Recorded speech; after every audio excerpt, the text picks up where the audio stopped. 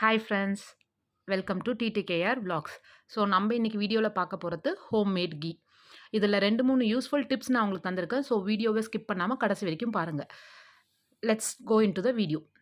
So நான் வந்து night ஒரு 1 லிட்டர் பால் வாங்கி அது நைட்டே காசி இன்னொரு பாத்திரத்தில் ஊற்றி அதை ஃப்ரிட்ஜில் வச்சுருவேன். ஸோ அடுத்த நாள் மார்னிங் பார்த்தீங்கன்னா இந்த மாதிரி ஏடு வந்து மேலே செட் ஆகி நம்மளுக்கு வரும். ஸோ மார்னிங் எந்திரிக்கும் போது இந்த ஏடை வந்து தனியாக எடுத்து இன்னொரு ஸ்டீல் பாத்திரத்தில் மாற்றி ஃப்ரிட்ஜில் வச்சுருங்க அதை. ஸோ இந்த மாதிரி இதே ப்ராசஸை நான் ஒரு 5 டேஸ் கண்டினியூ பண்ணி நான் இப்போ உங்களுக்கு காமிக்கிறது 6th டே உடைய ப்ராசஸை தான் நான் உங்களுக்கு காமிச்சிட்ருக்கேன். ஸோ இதில் ஃபர்ஸ்ட் டிப் என்னன்னு பார்த்தீங்கன்னா, இந்த மாதிரி ஆடை எடுத்து வைக்கும்போது நம்ம அதில் தயிர் இல்லைன்னா மோர் ஒரு 2 ஸ்பூன் நம்ம அதில் விட்டோம்னா நல்ல உங்களுக்கு ஸ்மெல் வந்து நல்லா வரும்.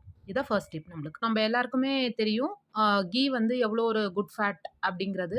ஸோ இப்போ நம்ம எல்லாருமே பழையபடி ஹெல்தி லைஃப் ஸ்டைலுக்கு போகிறதுனால நம்ம மார்க்கெட்டில் ஒரு 250 கிராம்ஸ் கீ வந்து எவ்வளோ ரேட் இருக்குது எவ்வளோன்ட்டு உங்களுக்கு தெரியும்.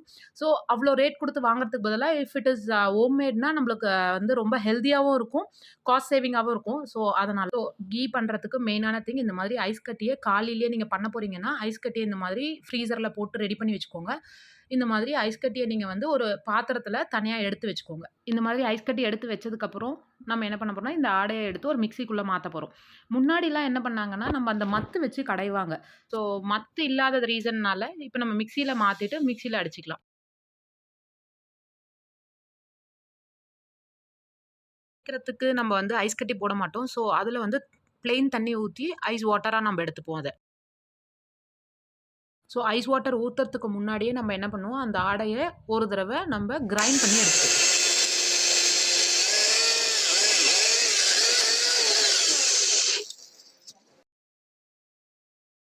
ஸோ ஃபர்ஸ்ட் டைம் நம்ம கிரைண்ட் பண்ணோம்னா இப்படி தான் இருக்கும் அது பார்க்கறதுக்கு. ஸோ இப்போ நம்ம என்ன பண்ணணும்னா, கொஞ்சம் கொஞ்சமா அந்த நம்ம ஐஸ் வாட்டர் வச்சிருக்கோம்ல, ஐஸ் கட்டி இல்லாம வெறும் தண்ணிய மட்டும் இதுக்குள்ள ஆட் பண்ணி நம்ம கிரைண்ட் பண்ணணும் இப்ப.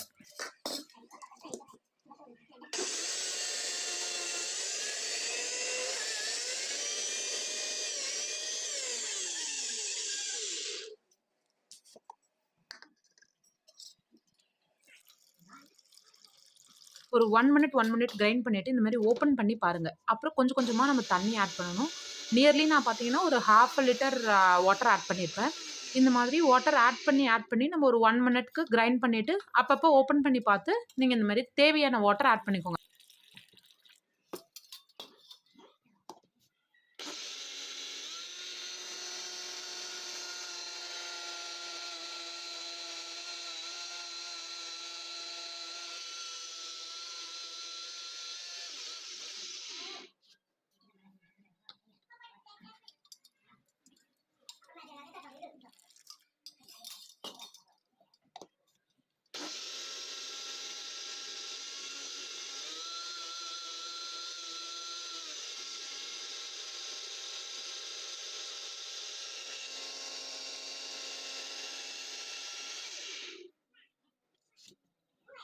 இப்ப பாருங்க ஃப்ரெண்ட்ஸ், இந்த மாரி நம்ப தண்ணி ஊத்தி கிரைண்ட் பண்ணும்போது, இந்த மாதிரி ஒரு திரி திரியான ஒரு லேயர் வந்திருக்கும். அப்ப இன்னும் கொஞ்சம் தண்ணி ஊத்தி நம்ம அடிச்சோம்னா, நம்மளுக்கு அந்த டெக்ஸ்சர் கரெக்ட்டா வந்துரும்.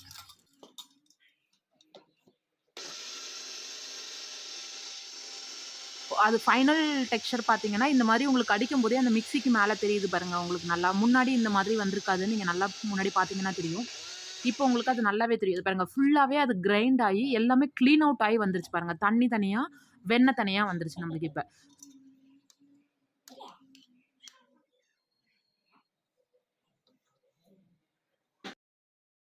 இந்த மாதிரி வந்ததுக்கப்புறம், இது ஒரு தனியா ஒரு ஸ்பூன் வச்சு, ஒரு பாத்திரத்தில இந்த மாரி மாத்திக்கோங்க. ஸோ ஃப்ரெண்ட்ஸ், இப்போ செகண்ட் டிப் என்ன அப்படின்னு பார்த்தீங்கன்னா, இந்த மாதிரி வெண்ணெய தனியா நம்ம எடுத்து ஒரு பாத்திரத்தில வச்சதுக்கப்புறம், அதில தண்ணி இருக்கும் இல்லையா? அந்த தண்ணி தான் ஆக்சுவலா மோர். ஏன் நான் அப்படி சொல்றேன்னா, நம்ம வந்து அந்த ஆடைய எடுத்து வைக்கும்போது, அதில தயிர் போட்டு தானே வைக்கிறோம் நம்ப. ஸோ அது வந்து நல்லா ஃப்ரீஸ் ஆயி, நம்ம இந்த மாதிரி ஐஸ் கட்டியோட, தண்ணியோட நம்ம ஆட் பண்ணி கிரைண்ட் பண்ணும்போது, அது இன்னும் ரொம்ப டேஸ்ட்டா இருக்கும். நீங்க அதில வந்து நல்லா உப்பு போட்டு குடிச்சு பாருங்க. It is very healthier two.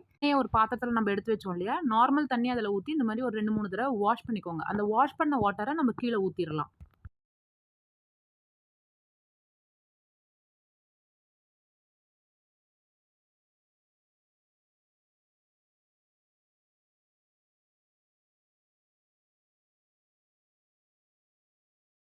பாருங்க இந்த மாரி வாஷ் பண்ணதுக்கப்புறம் எவ்ளோ அழகான ஒரு பட்டர் நம்மளுக்கு கிடைச்சிருக்கு அப்டின்ட்டு. இந்த மாதிரி ஒரு பாத்திரம் எடுத்துக்கோங்க. அந்த பாத்திரத்தில தண்ணி இல்லாம நல்லா ஃபர்ஸ்ட்டு ஹீட் பண்ணிக்கோங்க.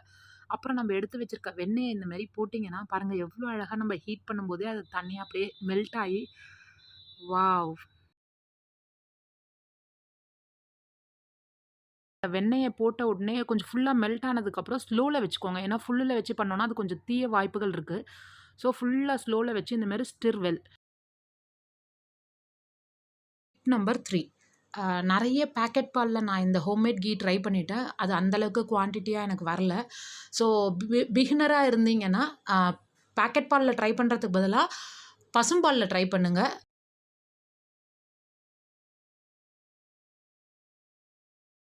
அ இந்த மாதிரி பண்ணும்போது 2 மினிட்ஸ்க்கு ஒன்ஸ் இந்த மாதிரி கலந்து விடுங்க. இல்லன்னா அடி பிடிக்க நெறைய வாய்ப்புகள் இருக்கு. இந்த ப்ராசஸ் நம்ம பண்ணும்போது எப்பவுமே அடுப்பு வந்து சிம்லயே இருக்கட்டும். ஹை ஃப்ளேம் பண்ண வேண்டாம். ஸ்லோல இருந்தே நம்ம இத வந்து கலரி கலரி விடுவோம்.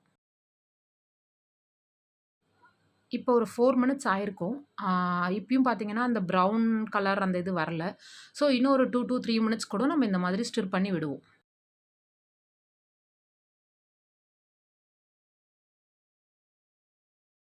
இப்ப பாருங்க 2 டூ 3 மினிட்ஸ் ஆனதுக்கப்புறம், இப்ப நல்லா அந்த ப்ரவுன் தெரியுது பாருங்க.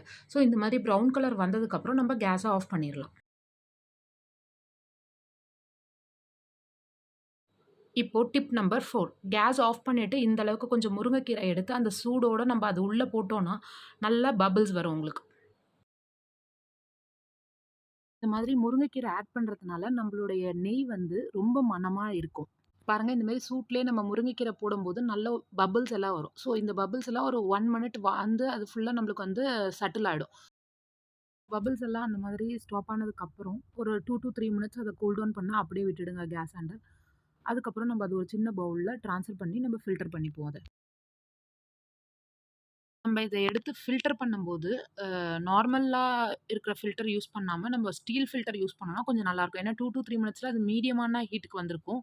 ஸோ, அப்ப நம்ம வந்து கொஞ்சம் ஹீட்டா இருக்கிறதுனால ஸ்டீல் ஃபில்டர் யூஸ் பண்றது பெட்டர்.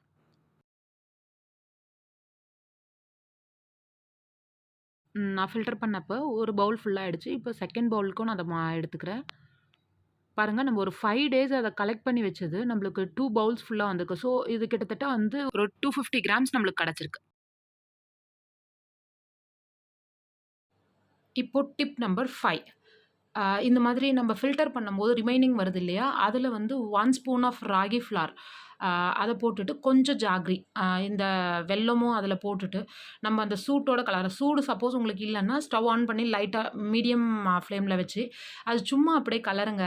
அத கலரி நீங்க அத சாப்பிட்டீங்கன்னா, நிஜமாலே அது ஒரு இரும்பு சத்து, செம்ம டேஸ்ட், ஃப்ளேவர் எல்லாமே பயங்கரமா இருக்கும். It is very good for health. So try பண்ணி பாருங்க இத.